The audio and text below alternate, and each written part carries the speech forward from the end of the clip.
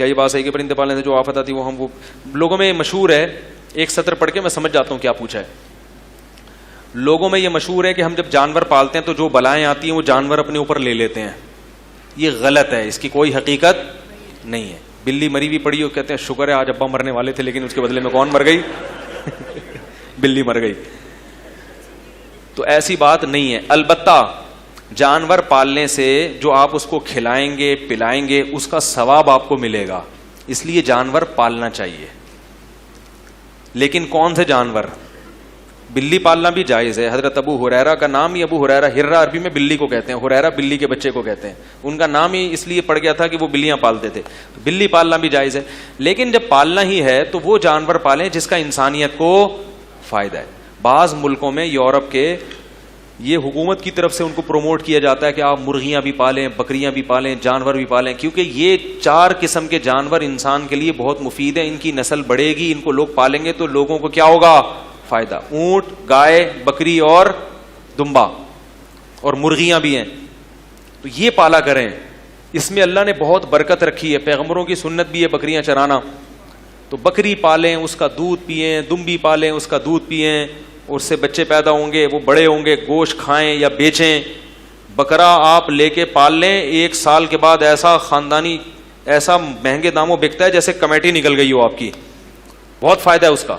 ہمارے ایک دوست ہیں, بقرعید سے 2 دن پہلے بکرے کا بچہ خرید کے پالتے ہیں, اور جب بقرعید کا وقت آتا ہے اسے بیچ کے موٹا تازہ بیل لے کر آتے ہیں.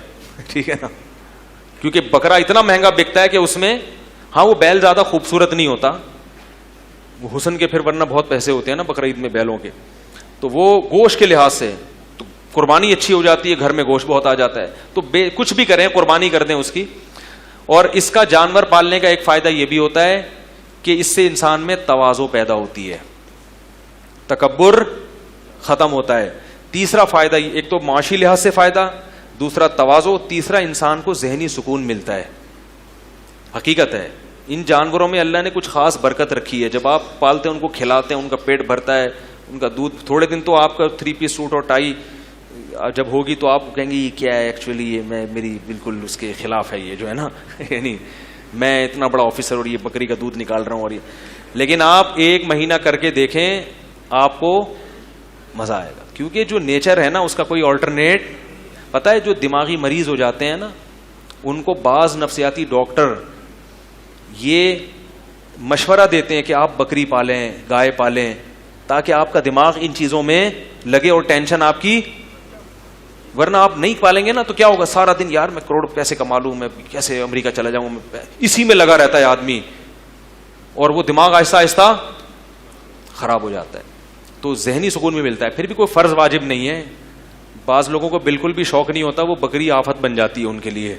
ٹھیک ہے, تھوڑا سا خود بھی شوق ہونا چاہیے. نہیں ہے تو پیدا کریں, پھر بھی نہیں پیدا ہو رہا تو رہنے دیں, کوئی فرض واجب نہیں ہے. ایسا نہ ہو کہ لا کے گھر میں لان میں, اور کوئی جگہ بھی ہونی چاہیے اس کے لیے نا, چھت پہ رکھیں. ایسا نہ ہو کہ گھر میں جو ہے نا بیٹھک میں لا کے بھینس کھڑی کر دیں تو گھر والوں سے پڈے ہو رہے ہیں آپ کے.